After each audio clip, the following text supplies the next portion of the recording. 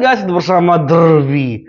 Kalian tahu video paling terkeren di tahun ini? Atau di awal tahun lah ya? Saya akan kasih tahu kepada kalian video paling keren di awal tahun ini. Oke, dan juga kita akan bahas kenapa Megachan nggak diajak. Tapi kok yang itu diajak? Kita bahas langsung. Itu dia. Ini dia.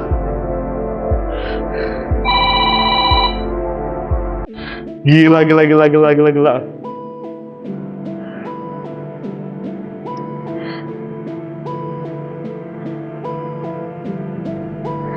Keren sumpah lo guys.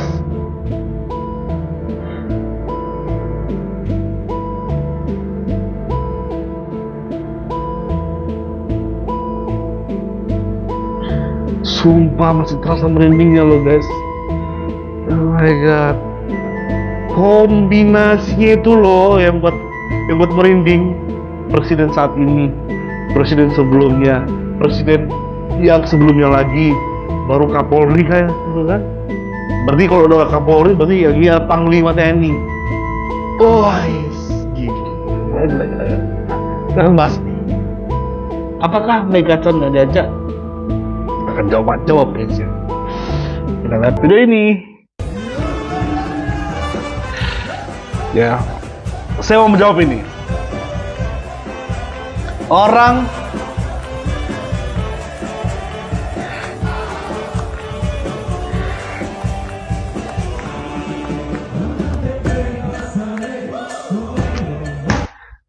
menghina ketika video ini beredar.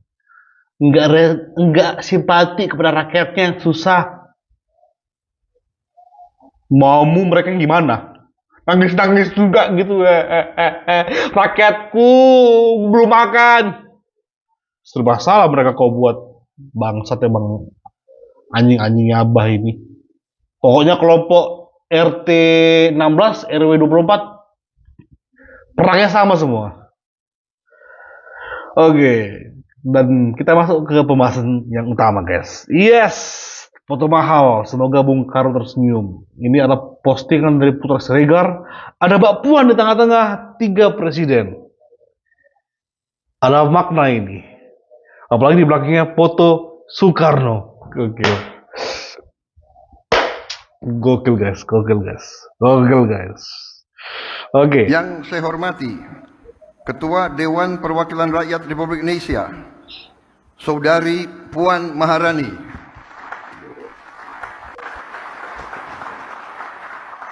Kalau Mbak Puan aja dihargai, apalagi emaknya. Kalau anaknya jadi undang, apalagi emaknya. Yang notabene mantan presiden juga. Tapi kan gak semudah itu guys, undang emaknya. Nggak diajak ngambek, diajak nggak datang. Ngakunya partai tua, tapi kelakuan kayak anak kecil, ngambekan. Prabowo Subianto aja kalah berkali-kali masih bisa move on, masih bisa bersatu dengan pemerintah. Takutnya masyarakat kecil berpikir, arahan presiden aja nggak digubris, apalagi arahan masyarakat. Partai manakah itu? Ya sebut saja, Mak Banteng. Pasti Prabowo pasti ajak dia itu. Cuma rasa gengsi terusik ketika harus bersanding di samping SBY, di samping Jokowi. Belajarlah sama Prabowo. Ketika dia kamu hianati Mak Banteng, perjanjian batu tulis, Pak Prabowo tetap dekat kepada kamu, tetap menghormati kamu. Lihat caranya menghormati anakmu. Kayak gini balasanmu, setua itu kau. Oke. Ini yang lucu guys. Ketika 3 orang besar ini ya dikait-kaitkan dengan peran Megawati, ya. Ardian Apitupulu mengatakan, ketiga orang ini tanpa Ibu Megawati tidak akan pernah jadi presiden Indonesia. Padahal dari antara tiga ini cuma Pak Jokowi yang diusung. Oke? Pak SBY nggak diusung oleh partainya. Pak Prabowo apalagi dihianati lagi Pak Prabowo ini. Oke, kita bahas. Lalu dari semua yang diusung oleh partainya, siapakah yang berhasil? Cuma Pak Jokowi. Sebut saja, lawan Gus Dur, kalah Megawati. Di 2004, lawan SBY, kalah Megawati. 2009, lawan SBY lagi, kalah Megawati.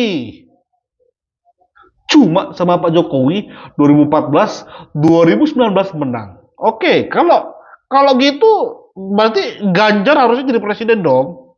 Kalau semata-mata karena Megawati, ya kan? Seharusnya Ganjar menang kan tahun ini kan? Toh kalah kan buktinya, kenyataannya. Seenak-enaknya ya, piaraannya Mega Chan ini ngomong bahwa ketiga orang ini tanpa Ibu Megawati tidak akan pernah jadi presiden Indonesia. Ngaca ngapa ngaca? Oke, coba kita bahas dikit ya. Kata Bung Andrian, Pak SBY, Pak Jokowi, Bapak Prabowo, jika tidak ada Megawati tidak akan jadi presiden. Bentar, ada ayam puyengan ya, agak pening di kepala. Kalau misalkan Pak Jokowi oke lah, karena Megawati khususnya partai PDI adalah partai pengusung Bapak Jokowi di Pilpres 2014 dan 2019 kemarin. Tapi kalau misalkan untuk Pak SBY, Bapak Prabowo, nah peran Megawati di mana ya? Oh mungkin gini, pada waktu melawan SBY di Pilpres dulu, Bu Mega sengaja mengalah agar Pak SBY menang dan jadi presiden.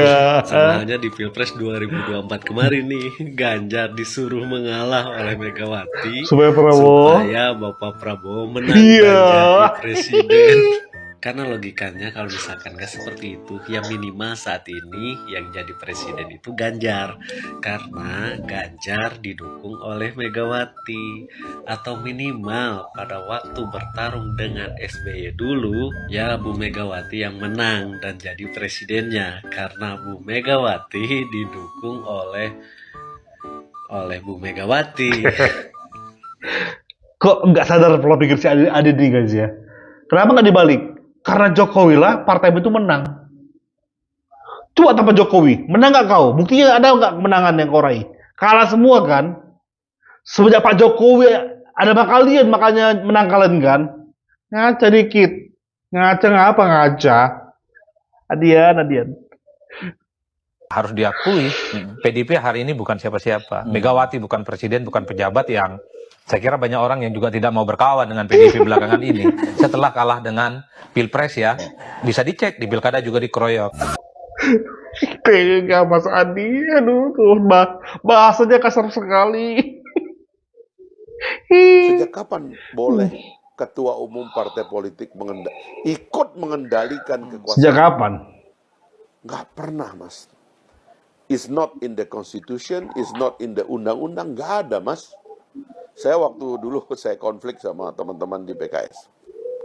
Sampai saya membuat kajian sendiri dan membuat buku. Saya baca semua undang-undang. Partai politik itu peserta pemilu, bukan pengendali negara. Pengendali negara itu adalah orang yang dipilih, elected official. Itu pengendali negara. Tapi kita keterusan. Partai politik menjadi peserta pemilu, tiba-tiba ketua umum partai politik mengendalikan negara. Padahal dia tidak dipilih rakyat. Rusak, Mas. Kita mesti address ini dari awal kepada Pak Prabowo. Partai politik kau boleh peserta pemilu. Ya, karena kau juga ditoblos rakyat, tapi pada dasarnya rakyat itu bermigrasi. Karena siapa yang terpilih itu kan siapa yang dapat suara paling banyak. Mantap. Artinya kan rakyat milih orang. Nah kalau rakyat sudah milih orang, terus ngapain ketua umum partai politik ikut mengendalikan dari belakang? Ini yang mengerusak.